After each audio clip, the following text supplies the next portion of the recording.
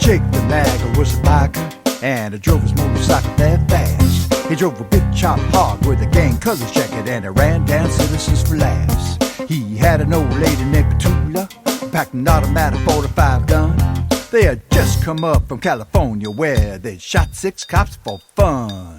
Jake thought it was the best there was. Down the interstate he'd roar, till the day he tangled with the county sheriff. They all called 104, 104.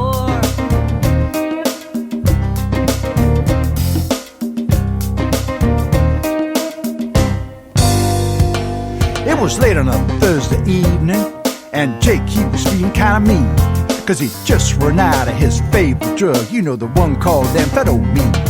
So he sauntered up to Petula, and he said, say, baby, let's split. There's a little gas station on down the road that might be... If you would like to hear Night Dreams Talk Radio on your local radio station, let them know. Tell them to check out www.nightdreamstalkradio.com, and thank you.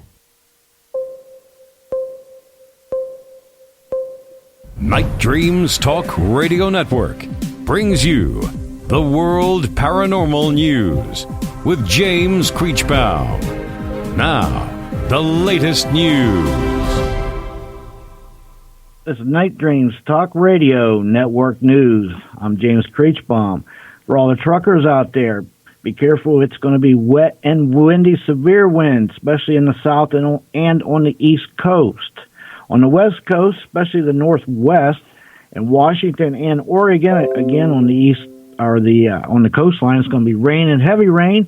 Moving on into the interior of those two states, you're going to come across a mix of rain and snow.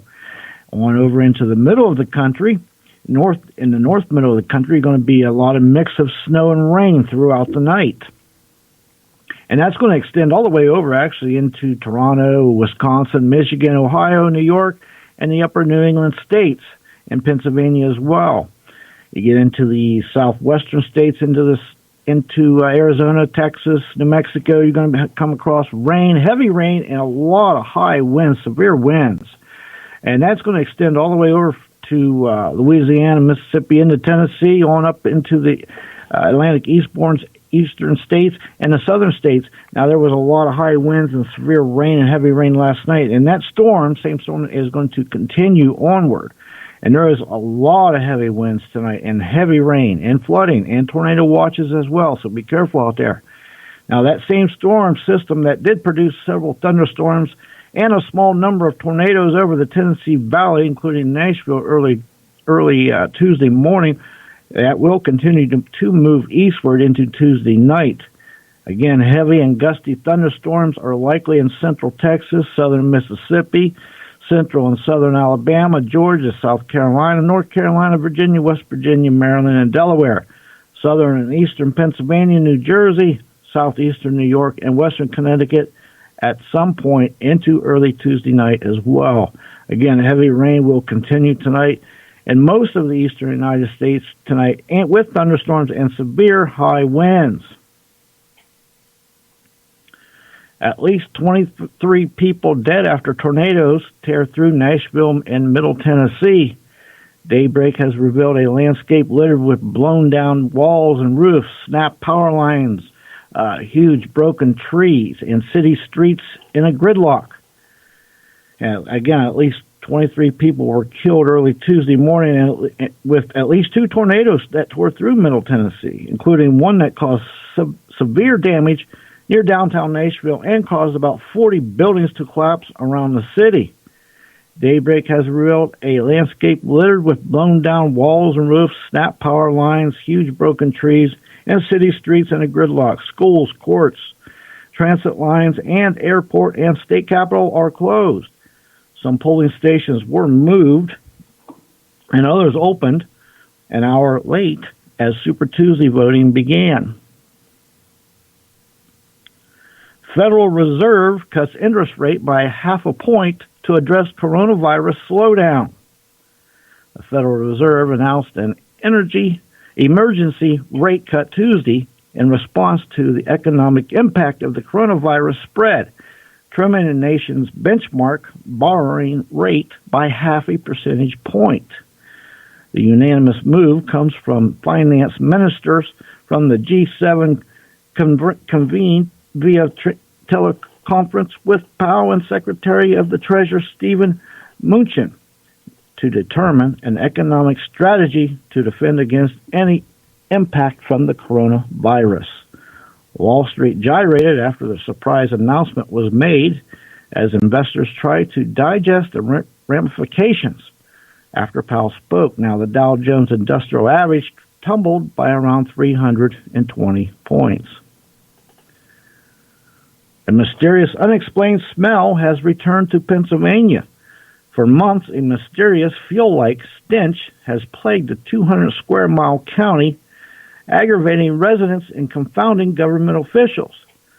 It emerged as the unpredictable times travels between towns, then evaporates as quickly as it arrived, disappearing for days or weeks before returning. Some compare the elusive odor to gasoline. Others liken it to sulfur. No one knows where it is coming from. An investigation task force made up of various agencies from Pennsylvania, New Jersey, and Delaware as of yet hasn't found anything either. Mysterious cave on Mars prompts speculation. NASA has released a fascinating photograph showing a large cave entrance on the slopes of a Martian volcano. Posted on the Martian First as a NASA's astronomy picture of the day, the remarkable clear image of the slopes of Mars volcano shows a depression in the ground with an opening at the bottom that drops into a subterranean cavern. If you have any news story you want us to share on Night Dreams Talk Radio, contact us at James Night Dreams Talks Radio News at gmail.com.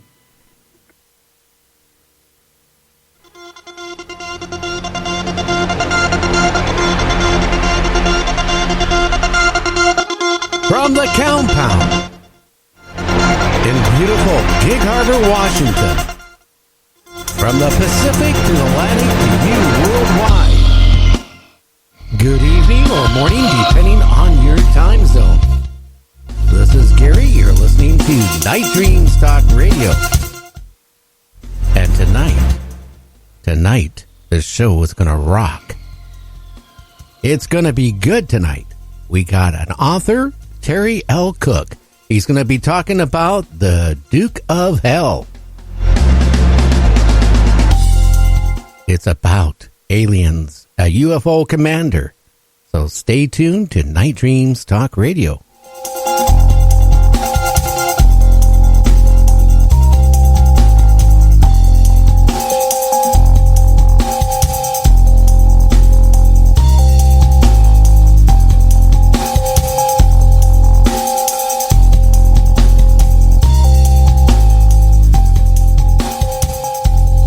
You're listening to Night Dreams Talk Radio Network, from our compound to you worldwide, with your host, Gary Anderson. And that is me. Well, James, how you doing, my friend?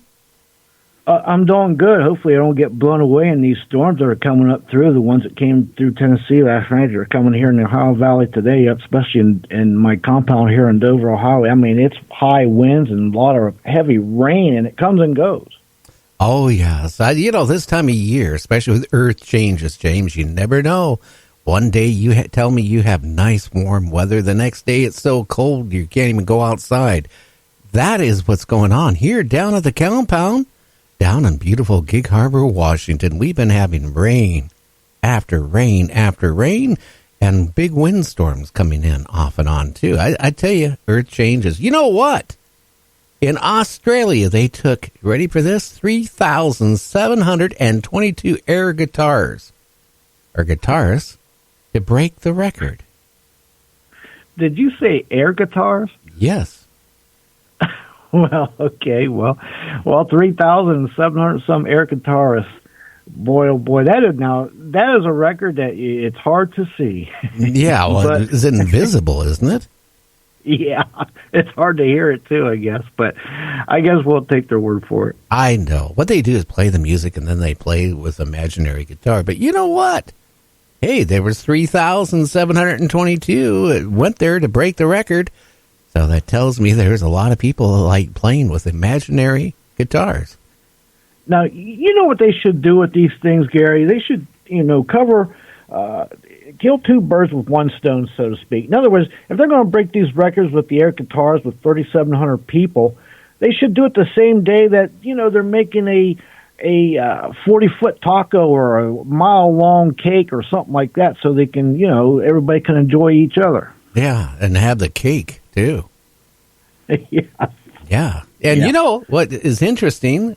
Another person, bought a sandwich. And with their change and they're, buying the sandwich, guess what? This has happened in Michigan. They won $500,000. Wow.